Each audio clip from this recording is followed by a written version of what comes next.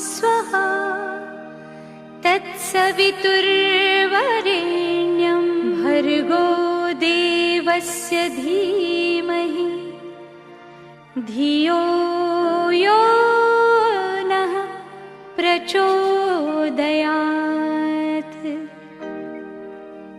ॐ भूर्भुवस्वः तत्सवितुर्वरेण्यं भर्गो देवस्य धीमहि धियो यो नः प्रचोदयात्। देव, हम सब यहाँ आए हैं विदेश से आपके चरणों में गायत्री पुरुष चरण यज्ञ करने के लिए।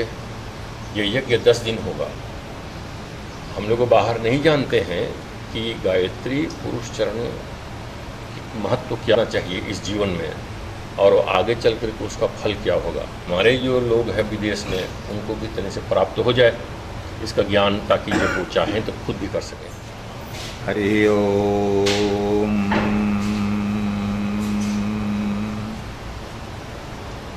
श्वेतवर्णा समुत्तिष्ठा कौशेयवसना तथा श्वेतैर्विलेपने पुष्पैरलङ्कारैः च भूषिता आदित्यमण्डलस्था च ब्रह्मलोकताथवा अक्षुतरा देवी पद्मासनगता शुभा।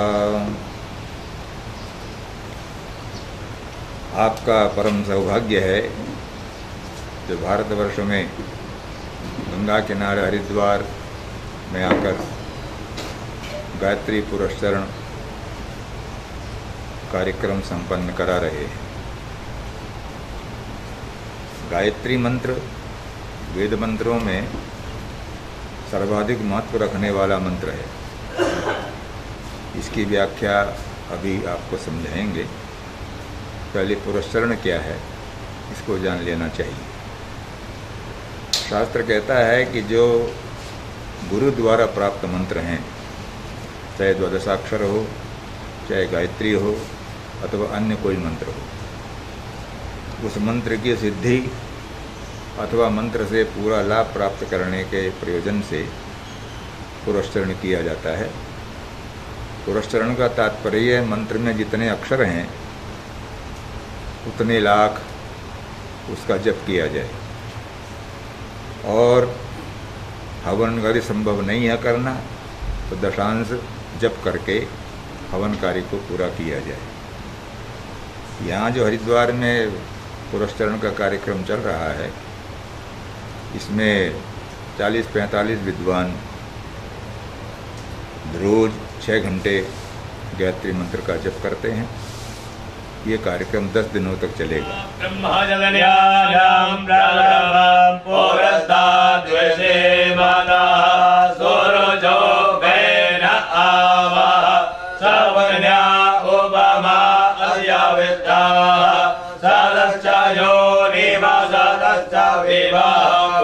ब्रह्मणे नमः। एदं विष्णुर्वै चक्रामे त्रेदानि ददे पदं समो नमः गुंसुरे विष्णवे नमः। नमः संभवाय जमायो भवाय जनम।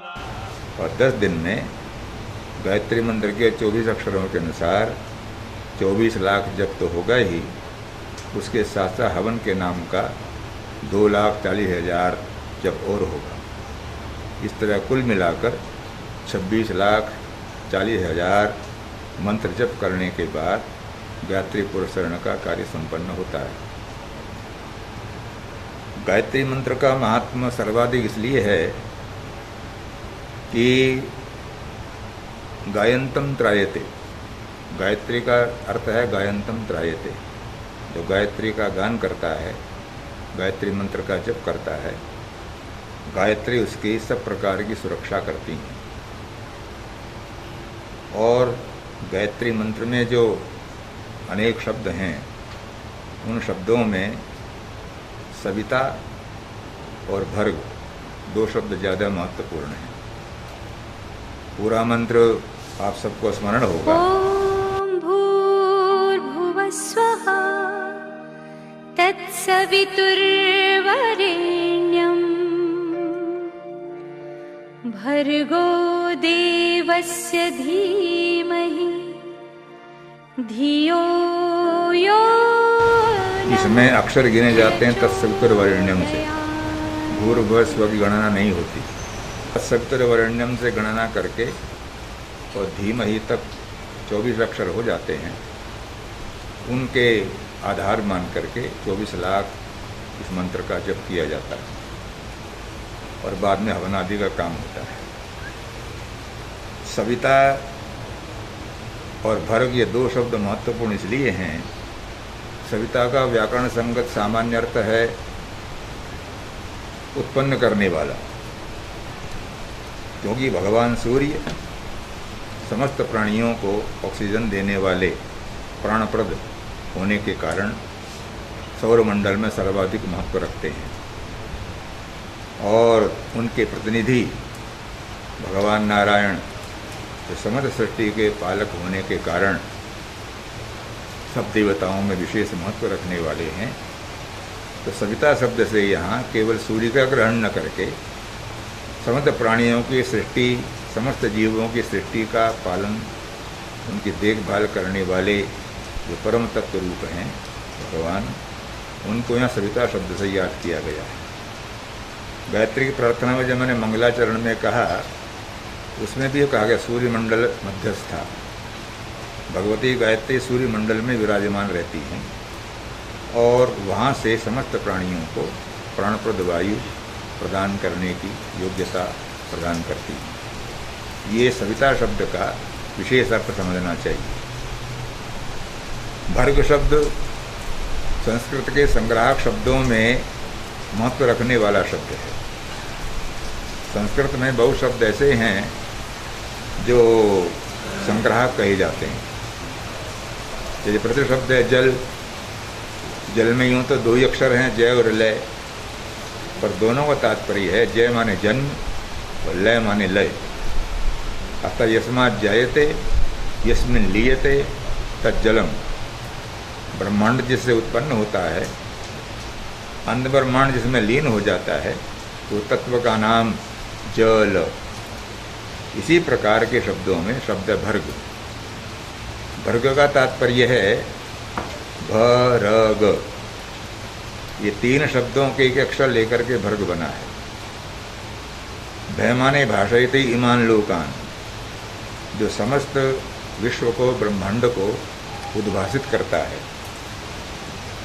अर्थात सूर्योदय हो जाने के बाद ही समस्त जड़ चेतन प्राणवान से होकर के प्रफुल्लित हो जाते हैं। तो भय का तात्पर्य है समस्त ब्रह्मांड के जीवों को, जड़ चेतन को प्रोद्भासित करने वाला जो तेज है। रह का तात्पर्य रंजयते ईमान लोकान, जो अपने प्रकाश से और अपने प्रभाव से ब्रह्मांडन के अंतर्गत होने वाले समस्त स्थावर और चेतन, उन सब को जो आवृत कर लेता है, वो है रे। और गय माने गमयते ईमान लोकान, जिसका हमें ज्ञान नहीं, अंधकार के कारण जिसका हम साक्षात्कार नहीं कर पाते, उन वस्तुओं का भी जो अपने उदय के साथ हो जाने के बाद ज्ञान प्रदान कर देता है। इस ज्ञान का तात्पर्य बाहरी ज्ञान, अर्थात सांसारिक पदार्थों का, जो अंधकार के कारण में दिखाई नहीं पड़ पा रहे थे, वो दिखने लग जाते हैं। दूसरा तात्पर्य आध्यात्मिक, जो जिस बालक ज्ञान अभी तक नहीं था, जो हम नहीं जानते थे, अंतःकरण में उस तेज के प्रवेश हो जाने पर हम उन तत्वों को भी जानने की सामर्थ्य प्राप्त कर लेते हैं, जिस सामर्थ्य को बिना गायत्री मंत्र का आश्रय लिए हमारे पास जो सामर्थ्य नहीं थी, हम नहीं जान पाते थे। इसलिए अज्ञात तत्वों का साक्षात्कार कराने वाला होने के कारण गायत्री मंत्र अन्य मंत्रों में विशेष महत्व रखने वाला है। अभी बताया जैसे गायत्री मंत्र में 24 अक्षर हैं और भूर्भुवः स्व मिलाकर के सब 27 हो जाते हैं। हमारा ये शरीर भी 27 चीज़ों से ही बना हुआ है। इनमें 5 महाभूत हैं, 5 प्राण हैं, 5 ज्ञानेंद्रिय हैं, 5 कर्मेंद्रिय हैं। ये पंचचतुष्टय हुआ। मन है, बुद्धि है, चित्त है, अहंकार है, ये 24 हुए। चैतन्य 25वां है और अविद्या और काम कर्मों को मिलाकर 27 चीज़ों के जोड़ का नाम ये शरीर है। तो भूर्भुवस्व इन व्याहृतियों को मिलाने के बाद गायत्री के 24 अक्षरों की संख्या 27 हो जाती है।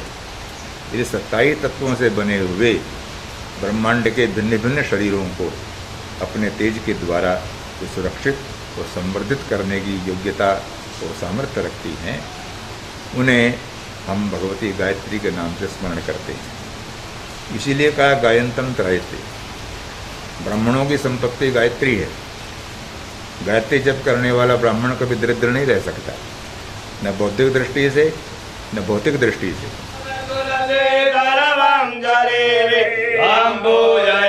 जगदीश्वर में प्रदीप नाना सुगंध पुष्पाणि यथाकारो त्वमानि च पुष्पाञ्जलिर्मया दत्तं गृहाणां परमेश्वरी मन्त्रोष्पाञ्जलिं समर्पयामि ज्ञानिकानि च पापानि जन्मान्तराणि च तानि सर्वाणि नश्यन्ति प्रदक्षिणायां पदे पदे।